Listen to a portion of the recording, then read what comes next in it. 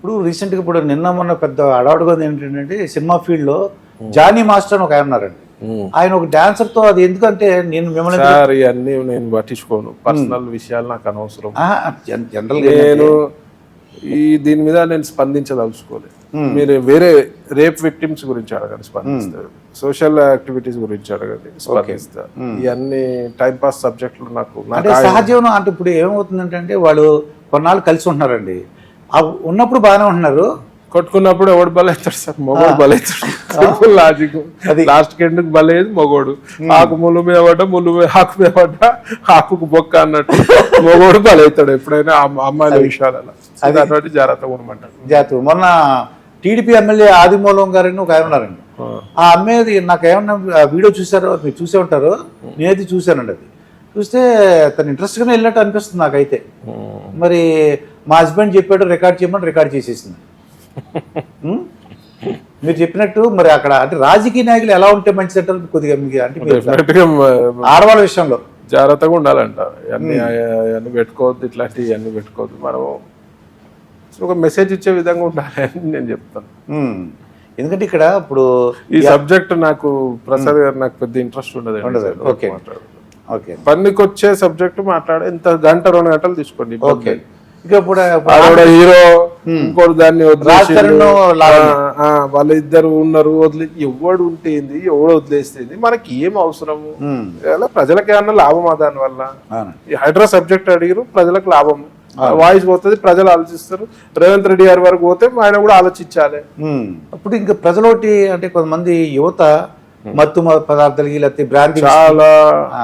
ఇప్పుడు లైఫ్ ఇప్పుడు as per generation own వద్దాను, దేనికైనా పరిమితులు ఉంటాయి. నేను మా గ్యామ్లింగ్ ఫీల్డ్లో కూడా 100 సార్లు ఇంటర్వ్యూలో చెప్పిన, పరిమితి దాటితే ఏదైనా ప్రమాదం. ఏదైనా వాహనం నడుపుడు కూడా పరిమితి దాటితే ప్రమాదం, తాగుడు కూడా పరిమితి దాటితే ప్రమాదం. డ్రగ్స్ జోలికైతే వెళ్ళొద్దు, అది జీవితాలు నాశనం చేస్తాయి. మీ జీవితాలు ఒక్కటే నాశనం కావు, మీకు సంబంధించిన మీ కుటుంబ సభ్యులు అందరి జీవితాలు నాశనం చేస్తాయి, ఫ్యామిలీలు నాశనం అవుతాయి. సో దాని ప్రభావం చాలా ఉంటుంది. డ్రగ్స్ మీద కూడా రేవంత్ రెడ్డి గారు బాగానే యాక్షన్ తీసుకుంటారు, కానీ సరిపోదు. అది ఆ టీమ్స్ సరిపోవు. ఏ మూలాల నుంచి కట్ చేయాలి, ఎక్కడి నుంచి డ్రగ్స్ వస్తున్నాయి అనేది అక్కడ నుంచి కట్ చేసుకుంటూ వస్తే దాన్ని అరికట్టవచ్చు. ఓకే, ఇవాళ పబ్లలో పోయి రైడ్లు చేస్తారు, సూపర్. కానీ ఇళ్లలో అవుతున్నాయి. నాకు తెలిసిన సమాచారం హైదరాబాద్ ఇళ్లలో గంజాయి చెట్లు పాట్స్ లో పెంచుకుంటారు అని చెప్పి కూడా నాకు సమాచారం.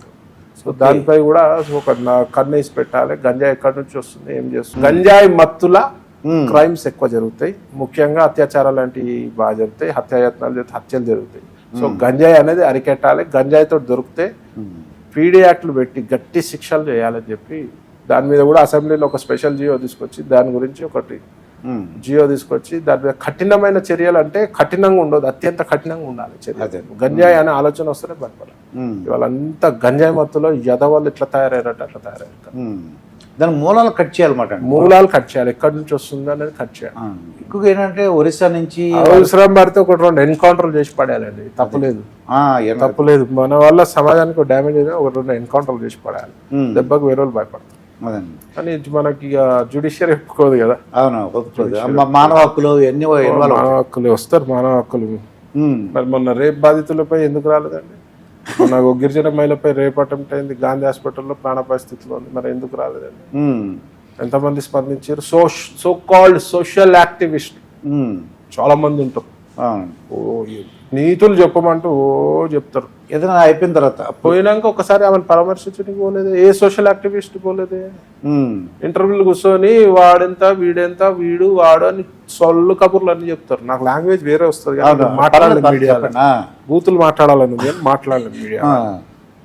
సో కాల్డ్ ఉన్నారు, కొందరు ఉన్నారు, దున్నపోతులు ఉన్నారు, ఆడదున్నలు ఉన్నారు, మోడుదున్నలు, అట్లా వాళ్ళు సో కాల్డ్ సోషల్ యాక్టివిస్ట్ ఎక్కడ పోయారు?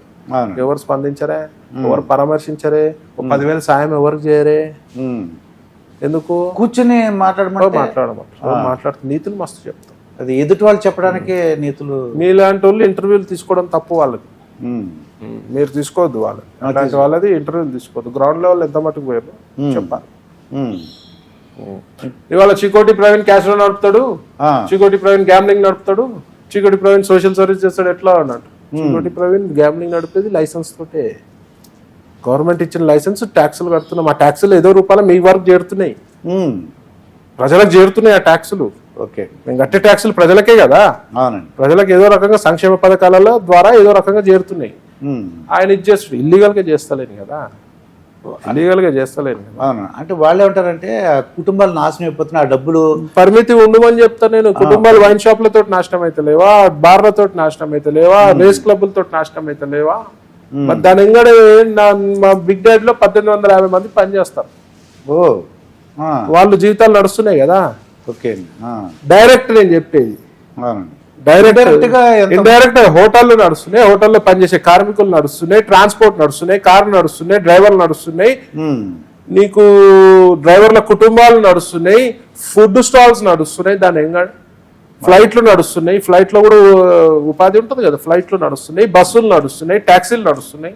ఉమ్, దాని బట్టి డైరెక్ట్ ఇండైరెక్ట్ ప్రతి దానికి ఒక బెనిఫిట్ ఉంటుంది, ఒక డిసడ్వాంటేజ్ కూడా ఉంటుంది, అడ్వాంటేజ్ డిసడ్వాంటేజ్ ఉంటుంది. ఉమ్, దానికి మేము ఎంతో వేల మందికి ఇండైరెక్ట్ డైరెక్ట్ వేల లక్షల మందికి మేము ఉమ్. జీవనోపాధిగా ఉన్నాము. మా